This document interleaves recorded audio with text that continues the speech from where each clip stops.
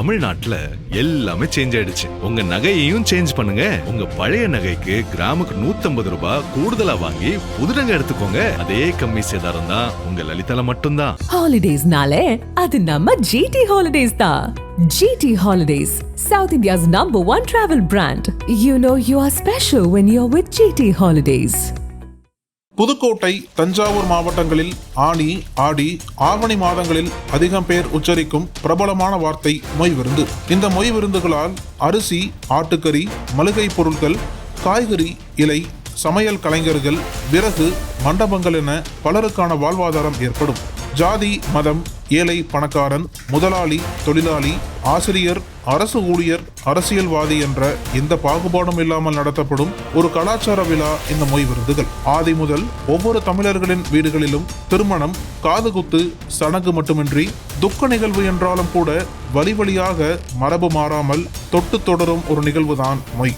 எந்த ஒரு விழாவாக இருந்தாலும் விழா செலவுகளை சமாளிக்க உறவினர்கள் தங்களால் இயன்ற தொகையை மொய்யாக எழுதி விழா வீட்டாரின் செலவில் பங்கெடுக்கும் தமிழர்களின் மாறாத மரபு இன்றும் தொடர்கிறது. தஞ்சாவூர் மாவட்டம் பேராவூரணி பகுதியில் கடந்த 40 வருடங்களுக்கு முன்பு சிலர் தனியாக மொய் விருந்து என்று அழைப்பிதழ் அச்சடித்து கொடுத்து விருந்து நடத்தி மொய் வசூல் செய்தனர். அந்த பகுதியில் உறவினர்களாக இருந்த புதுக்கோட்டை மாவட்ட கிராமங்கள் கீரமங்கலம், செரியலூர், வடகாடு, மாங்காடு, அணவயல் உட்பட சுற்றியுள்ள பல கிராமங்களிலும் அந்த பழக்கம் பற்றி கொள்ள அதன் பிறகு கீரமங்கலம் சுற்றுவட்டார கிராமங்களிலும் மொய் விருந்துகள் தொடங்கின. இந்த மொய் விருந்துகள் பலரது பொருளாதாரம் உயர்வுக்கும் வழிவகுக்கிறது. மேலும் ஒவ்வொரு குடும்பத்திலும் பட்டதாரிகளையும் தொழில் முனைவோர்களையும் உருவாக்குகிறது. புதுக்கோட்டை மாவட்டத்தில் ஆடியிலும், தஞ்சை மாவட்டம் பேராவூரணி பகுதியில் ஆவணியிலும் மொய் விருந்துகள் நடப்பது வழக்கம். இந்த காலங்களில் மட்டும் இரு மாவட்டங்களிலும் மொய் விருந்துகள் நடந்த பகுதிகளில் சுமார் 500 கோடி வரை புழக்கத்தில் இருந்தது.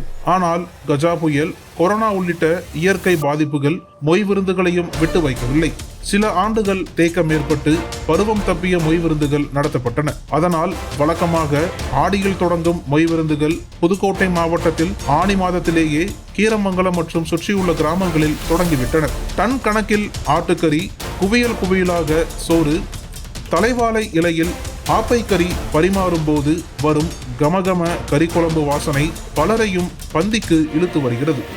ஆனாலும் கஜா புயலுக்கு பிறகு எதிர்பார்த்த அளவு மொய் வசூல் இல்லை.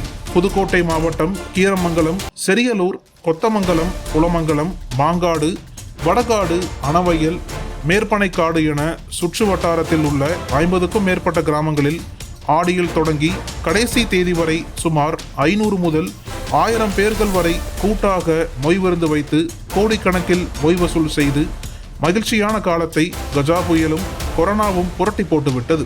அதன் பிறகு போட்ட மொய்யாவது வந்தால் போதும் என்ற நிலைக்கு வந்துவிட்டனர். இந்த ஆண்டும் கடந்த சில ஆண்டுகளைப் போல மொய் விருந்து ஒரு மாதம் முன்னதாக ஆனி மாதமே தொடங்கியுள்ளது. இந்த ஆண்டின் முதல் மொய் விருந்து 28ஆம் தேதி ஞாயிற்றுக்கிழமை கீரமங்கலத்தில் நடந்தது.